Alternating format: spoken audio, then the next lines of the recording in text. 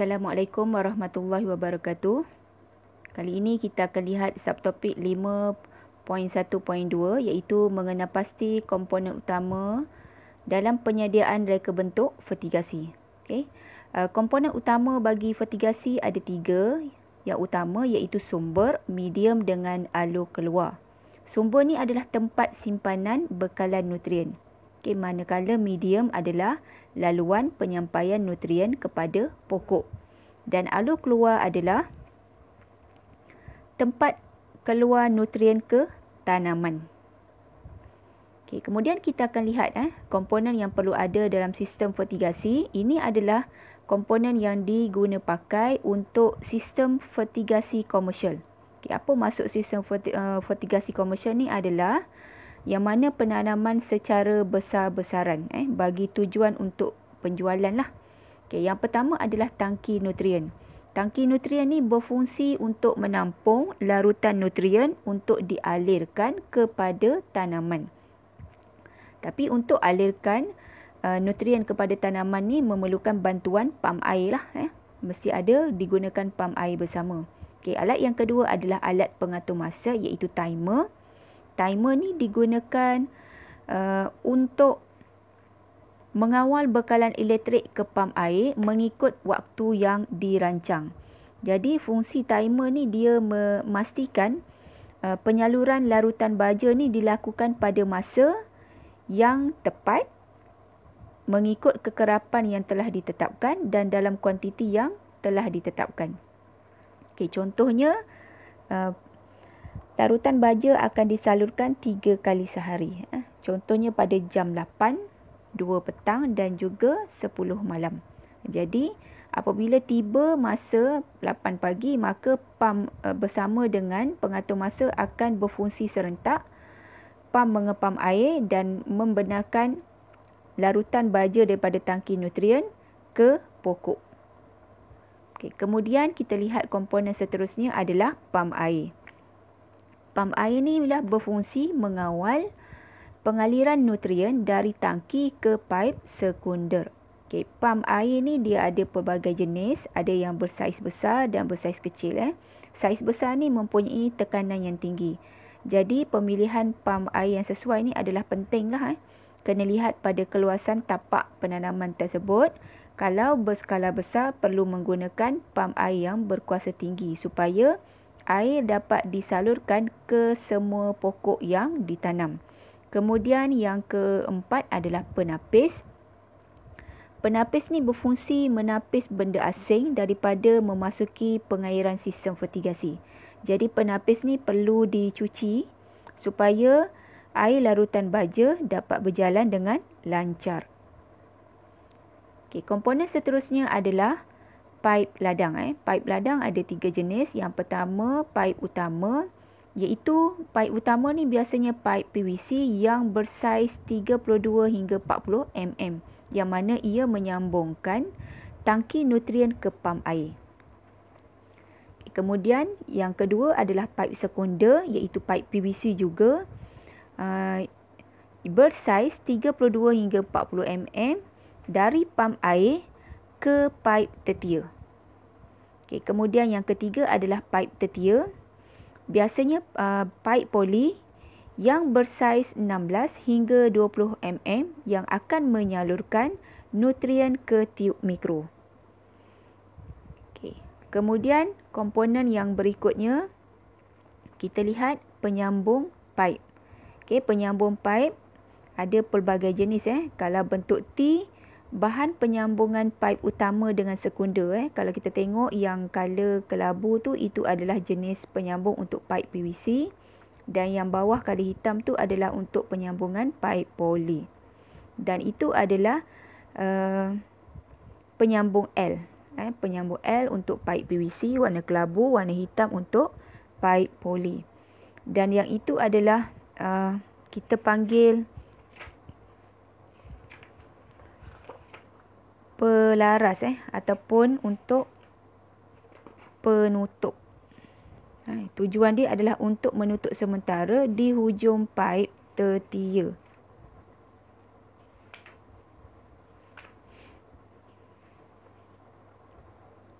Okey, kemudian kita lihat set penitis. Okey, untuk membuat pemasangan set penitis perlukan ketiga-tiga komponen inilah. Penitis, okey, bentuknya seperti jarum. Pada penitis berkenaan dia ada lubang-lubang halus yang akan menyalurkan air, maksudnya larutan baja akan keluar melalui lubang-lubang pada penitis itulah. Okey, dan nipper ni adalah penyambung antara penitis dengan tiub mikro. Okey, jadi untuk melengkapkan sistem pengairan sistem fertigasi ni, bekalan elektrik diperlukan, yang mana ia berfungsi membekalkan kuasa elektrik ke pam air. Jadi bekalan elektrik ni sangat pentinglah dalam sistem fertigasi. Yang seterusnya adalah sumber air. Sumber air yang digunakan tu mestilah bersih, sebab ianya memerlukan dalam kuantiti yang banyak untuk menyalurkan nutrien ke zon akar. Jadi nilai pH yang sesuai untuk air adalah 5.5 hingga 6.5 pH meter.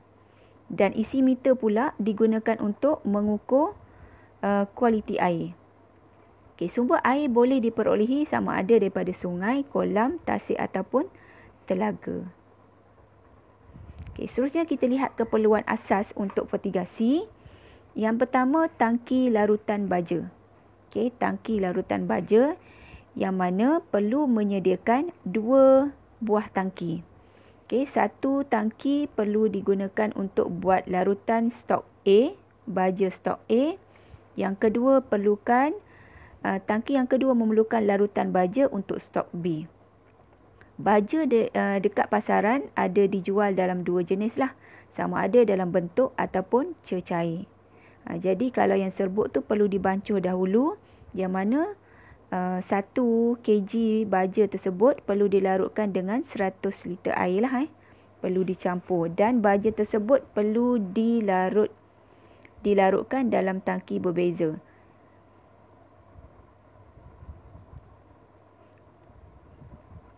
Okay, kemudian kita lihat media tanaman.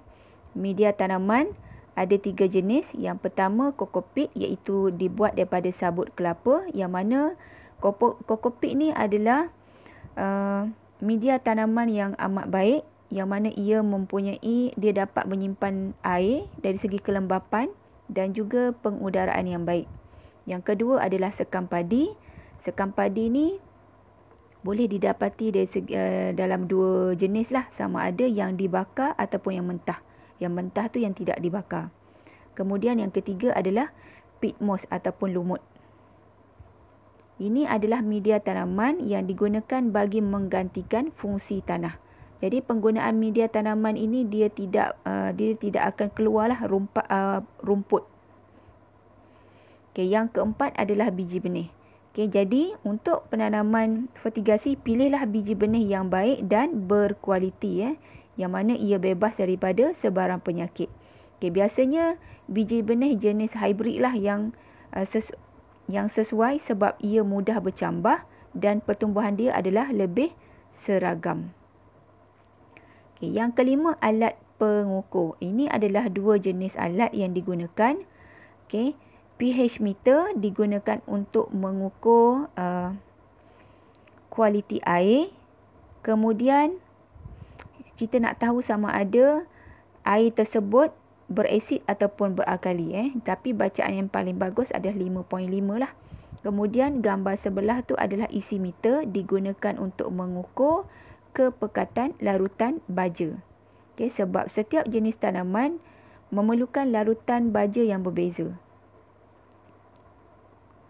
Okay, kemudian sini pemilihan jenis variti tanaman. Okay, pemilihan jenis tanaman ni perlu sesuai dengan persekitaran kawasan lah, sama dari segi suhu, kelembapan udara dan juga tahap pengurusan.